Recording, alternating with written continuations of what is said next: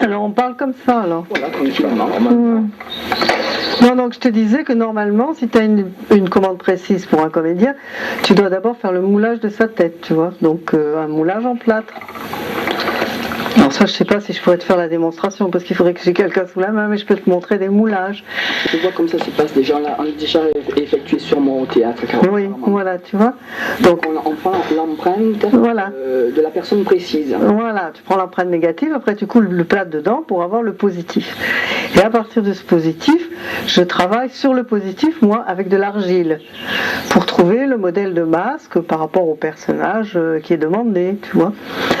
Alors les masques en cuir de la comédie, ils ont la particularité d'être ce qu'on appelle des demi-masques, tu vois. C'est-à-dire que ça s'arrête là, de manière à ce qu'on puisse parler. C'est des demi-masques, quoi. C'est des masques qui prennent que ça de la figure. Donc tu travailles, je sais pas, bon pour la comédie, c'est des personnages précis quand même. Il y a Arlequin, t'as Pantalone, t'as Puccinella, enfin tu vois. Bon. Donc tu travailles en argile, ça, en terre. Jusqu'à ce que tu aies à peu près le modèle que tu veux, quoi, à peu près. Après, la technique traditionnelle consistait à faire, alors ce qui est véritablement le moule qui va servir à faire le masque en cuir, il faut un moule positif, tu vois, et qui soit très solide, puisque le cuir est martelé un peu comme la technique de la dinanderie, tu vois. On prend un masque positif là, Françoise. Tu as donc... Attends, je vais te chercher ça. Coupe. Je vais te... Non, le point rouge, ça fonctionne. Donc tu as fait ton modèle en argile sur la tête du comédien, d'accord? Et donc ça, c'est le moule positif en bois que tu sculptes ensuite. C'est-à-dire ce que tu vois là, je l'ai fait en argile avant. Alors comment tu as fait pour passer de l'argile à ça, François? Bon, mais c'est un modèle, c'est-à-dire c'est comme une étude, un dessin, si tu veux. J'ai mon argile que j'ai fait sur la tête, il est là mon argile. Et je copie. C'est-à-dire que j'ai mon carré en bois, et je fais la sculpture. C'est de la sculpture. Ah ouais, complètement, oui. C'est une sculpture, c'est ça qui est difficile dans le masque en bois. C'est-à-dire que moi, je prends un certain nombre de mesures pour être bien avec des compas d'épaisseur, des trucs comme ça, pour faire la bonne mesure par rapport à la tête, si tu veux. Donc je prends des mesures, et j'ai un bloc de bois, et je sculpte avec des maillets, des gouges et tout, et après je sors ça, tu vois. Ça, c'est le gros du travail. Ah ouais, ça c'est le plus important. C'est là que tu fais la création du masque. C'est la sculpture en bois. Et là, c'est exactement la réplique. Oui. De faire exactement la réplique de l'argile. Oui. De le faire en bois. Voilà, je le fais en bois. Ça, c'est la technique traditionnelle. En bois parce que c'est solide, parce qu'on va taper dessus. Maintenant, il y a des moyens plus rapides de nos jours, c'est de le faire en polyester. Bien que ça ne fasse pas le même effet, c'est beaucoup plus mou. C'est-à-dire que pour obtenir ça, tu vois, ça c'est du polyester. Attends, c'est un peu sale.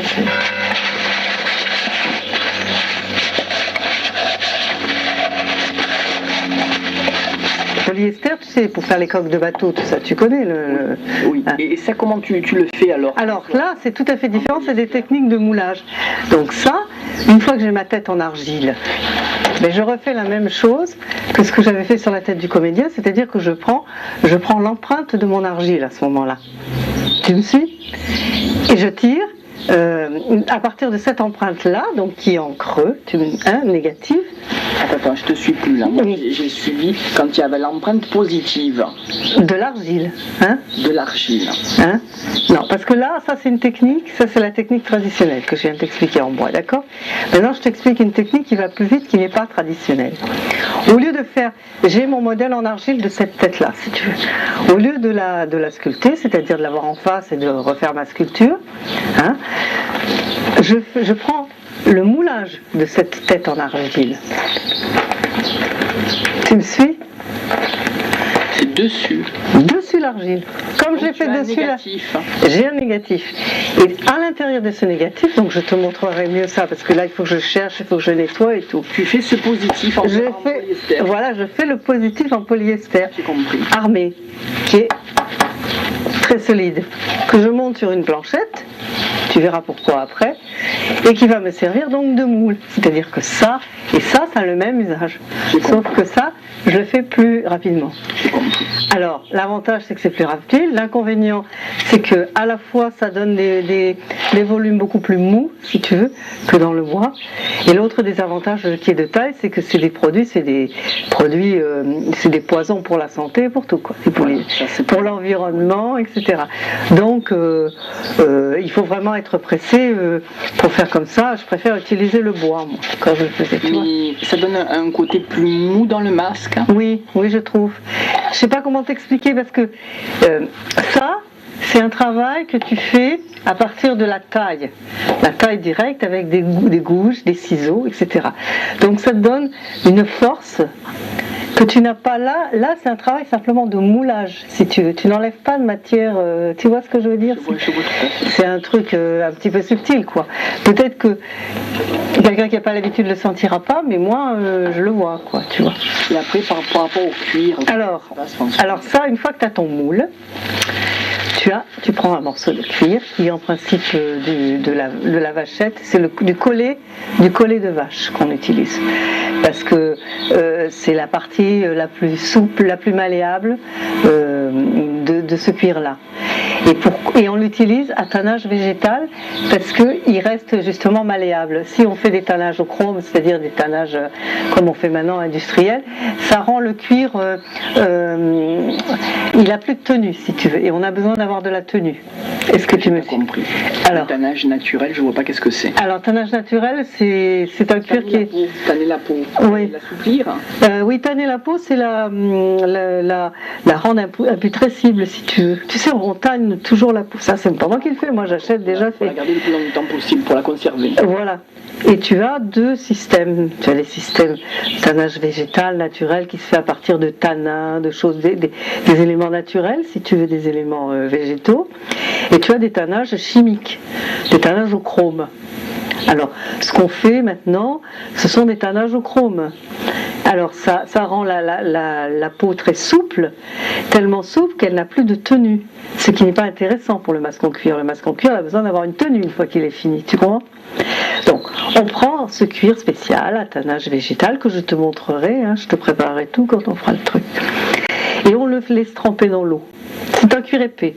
C'est un cuir qui fait 1,5 cm d'épaisseur. 1 mm et demi d'épaisseur, tu vois.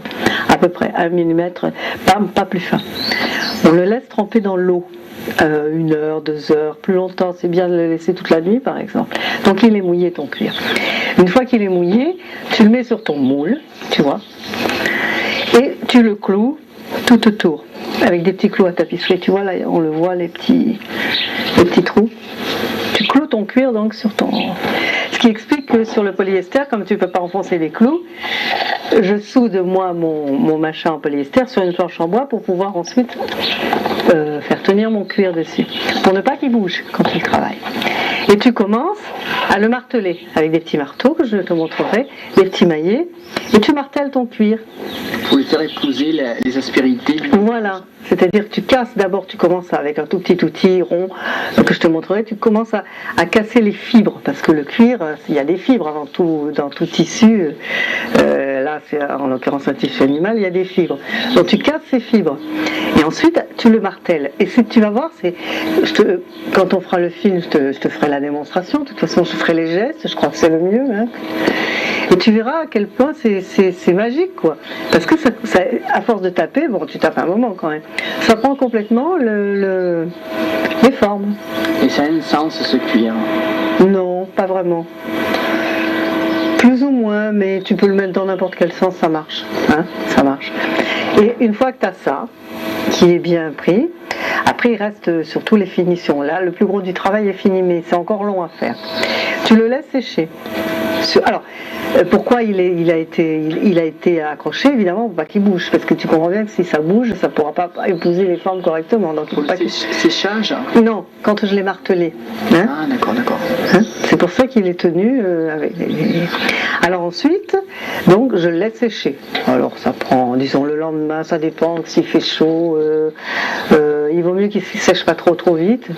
S'il fait chaud, s'il fait pas chaud, enfin bon, il faut que du moins la surface est déjà bien sèche, tu vois, pour continuer à le travailler. Alors ensuite, ça, je peux quand même continuer à le faire, même quand c'est pas sec. Je découpe mes yeux, hein, puisqu'il n'y a pas les découpes. Je fais donc toutes les finitions, et ensuite je découpe mon tour, tu vois. Excusez-moi Françoise, Oui. quand il sèche, Ouais. il garde la forme. Ah oui, justement, oui. Alors, c'est bizarre. Si, c'est comme ça. Hein. J'aurais l'impression qu'il se tire et qu'il épouserait pas, tu vois. Si. Le positif, ça c'est délicat, j'ai des difficultés à le comprendre. Et bien ça, il faut que tu le vois faire. Parce que, comment t'expliquer, tu écrases les fibres. Alors évidemment, il faut que tu aies du mou quand tu mets ton cuir. Il faut que tu aies suffisamment de mou pour que tout rentre bien dans les creux. Et donc, ça écrase les fibres, si tu veux. Elles prennent la forme et elles la gardent. Elle la garde, ça c'est dans la texture du cuir. Oui. Mais en séchant. Alors bien sûr, si tu l'enlèves tout de suite quand c'est mouillé, ça gardera vaguement, mais ça. Et en durcissant, en plus, si tu veux, les fibres, elles se contractent, quoi. Ça rétrécit un petit peu, c'est-à-dire que ça se tend effectivement, mais ça se tend pas dans ce sens-là. Ça se tend dans le sens que ça durcit, tu vois. Tu comprends ce que je veux dire? Et quand le fait qu'il soit cloué autour du masque, est-ce que c'est pour le séchage, c'est important? Ou c'est uniquement pour donner la forme, pour pas que ça bouge? Non, après tu peux l'enlever, tu peux enlever les clous, ça n'a plus d'importance. Alors c'est d'ailleurs ce que je fais souvent, moi. Tu n'enlèves pas les clous, mais ensuite il faut que tu coupes ton cuir, parce que quand je t'en ferai un carrément, hein, comme ça on fera différentes phases. Tu garderas, on essaiera de trouver un moment où tu peux rester plusieurs heures, comme ça j'ai le temps de tout faire. Donc quand tu étales ton cuir, après tout autour, si tu veux, ça fait forcément des plis. Comment te dire, un peu comme en couture, quand tu as je sais que toi tu connais bien ça, quand tu as des arrondis, tu as forcément à un moment donné là, des plis où il faut que tu fasses des échancrures, hein, on est d'accord. C'est pareil avec le cuir, si tu veux. Donc tu ramasses tous ces plis avec tes clous. Et ensuite tu découpes, tu vois. On voit bien la forme. Là par exemple, j'en ai fait un qui était plus petit, c'est parce qu'il était pour des enfants, donc je découpe ensuite mon cuir comme ça. En dentelé? En dentelé, parce que je fais comme un ourlet ensuite. Quand mon masque est sec, que je l'ai enlevé du moule, je l'enlève. Il faut encore que je fasse un rabat tout autour. Tu vois? Alors, comme un ourlet si tu veux. Sauf que là, c'est pas seulement un truc esthétique, c'est parce que j'emprisonne dans l'ourlet, dans le pli de l'ourlet, un fil de fer pour que ça se déforme pas. D'accord. Tu vois? Donc ça fait un ourlet que je colle. Pour que la structure du masque soit costaud. Voilà, pour que ça se déforme pas. Alors après, il vient la teinture, si tu veux ajouter des moustaches, des accessoires.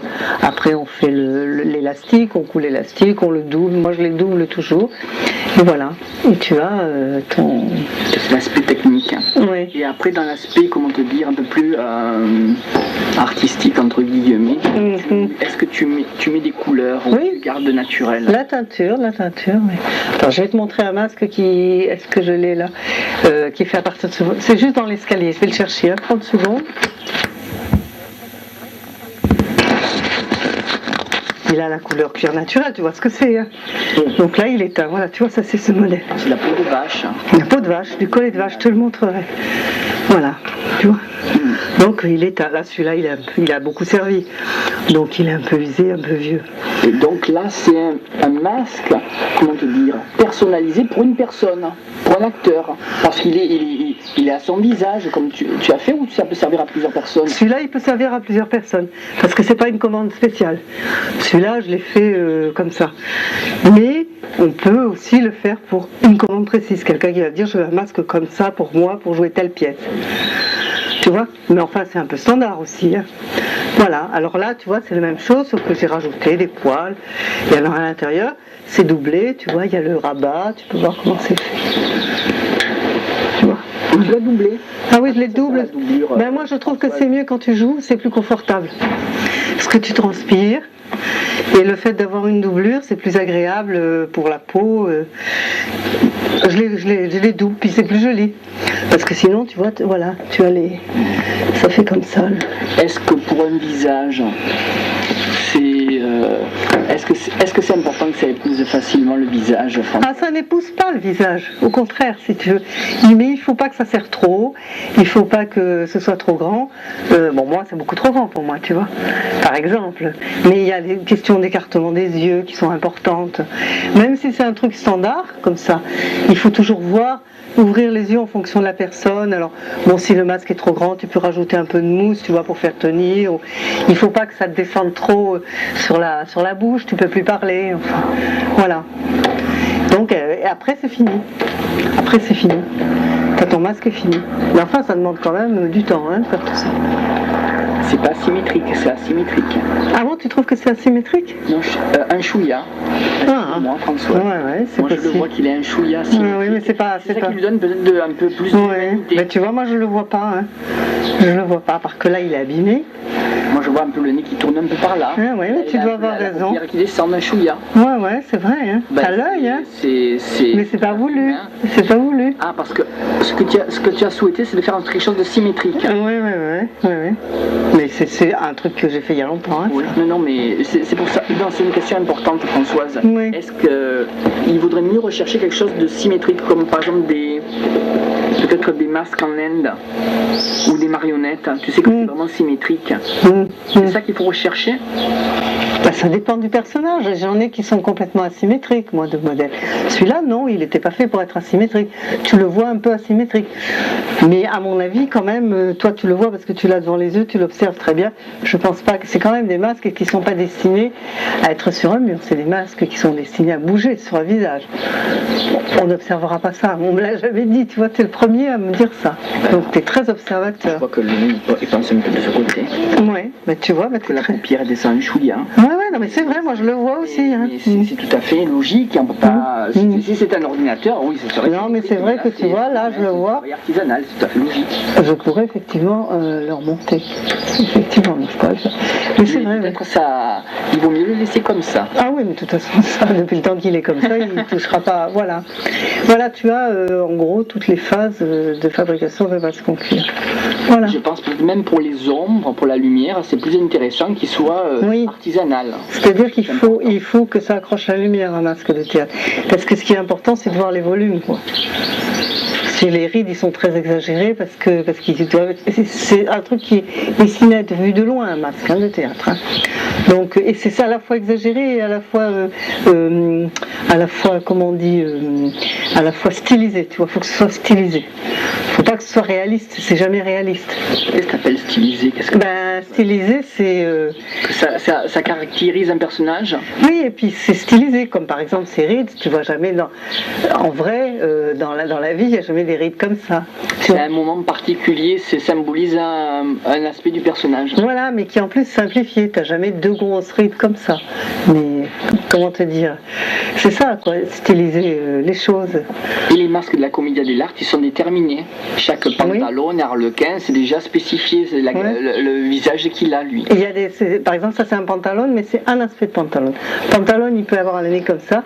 Et j'ai un autre modèle de pantalon qui a un nez très long, tu vois. Arlequin, il a toujours une bosse sur le front. Et un petit nez genre nez de chat, etc. Bon, ça, c'est pas un personnage, la comédie, c'est autre chose. Et ils ont tous... Puccinella, il a un nez crochu, toujours. Avec des caractéristiques précises. Ouais. Mais à la... Quand ces masques de la Commedia dell'arte?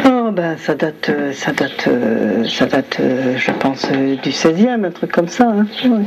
C'était plutôt vénitien, Oui, c'est vénitien. Enfin, ça a commencé. Ça, Patrice, il connaît mieux que moi. Alors ça, par contre, hein, c'est le théâtre de Commedia, quoi. Mais c'est assez ancien quand même. Ce genre de masque, il y en avait par exemple en Corée. Ils ont retrouvé des comparaisons. Des masques en cuir, il n'y a pas eu que les masques de la Commedia dell'arte, et on trouve aussi, il y en a eu aussi chez les Indiens Hopi. Mais c'était des masques en peau très fines, enfin souples, tu vois, plus toujours cagoule. Mais il y a plusieurs civilisations qui ont utilisé le cuir pour faire les masques. Ils faisaient des animaux aussi dans les masques de la Commedia dell'arte, non, que des personnages. Non, que des personnages humains qui peuvent être inspirés par des animaux, comme Arlequin. Il y a un facteur de masque qui s'appelle Sartori, qui est très connu, et qui s'est inspiré justement du chat, tu vois, pour faire Arlequin. Mais c'est que des personnages humains. Des vieux, des valets. le docteur, enfin, il n'y en a pas beaucoup, hein. Il y a toute une série de valets, l'Arlequin, Pochinelle, Brighel, tout ça, il y a toute une série de valets. Il y a le vieux qui est Pantalone, le docteur qui est l'homme de science, il y a le capitaine qui est le guerrier, c'est tout, hein. Les femmes n'étaient pas masquées. Alors ça c'est un aspect intéressant aussi, au 16e. Est-ce qu'elles avaient le droit de jouer la comédie? Non, c'était comme pour Shakespeare, c'était les jeunes garçons au départ qui jouaient. Puis après elles jouaient, elles ont joué, oui. Au départ c'était les jeunes garçons.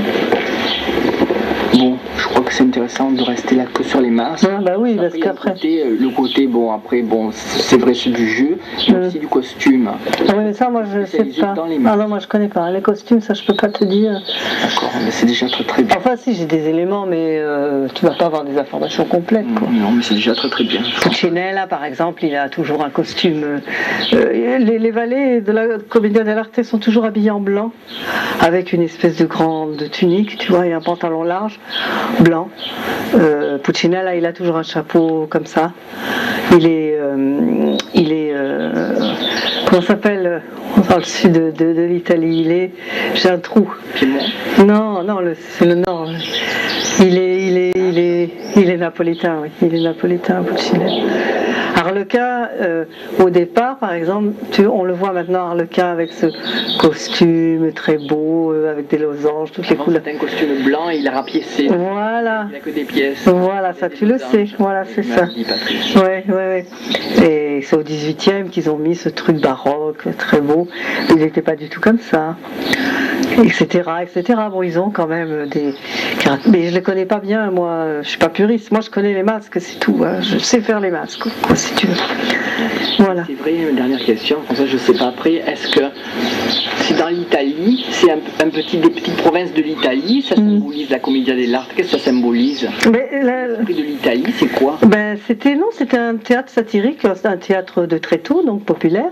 C'était des troupes itinérantes de comédiens professionnels, puisque Commedia dell'arte, c'est la comédie de l'art, ça veut dire que c'est leur boulot, enfin c'est un théâtre professionnel, donc des théâtres professionnels, les gens, c'était leur boulot, et ils étaient itinérants, comme des comédiens comme Molière, comme dans le film de Molière, ils s'arrêtaient à tel endroit, ils jouaient, et alors c'était des satires de la société, si tu veux, avec toujours les mêmes personnages, et un comédien qui faisait Arlequin, par exemple, toute sa vie il faisait Arlequin, il ne faisait jamais un autre personnage, tu vois.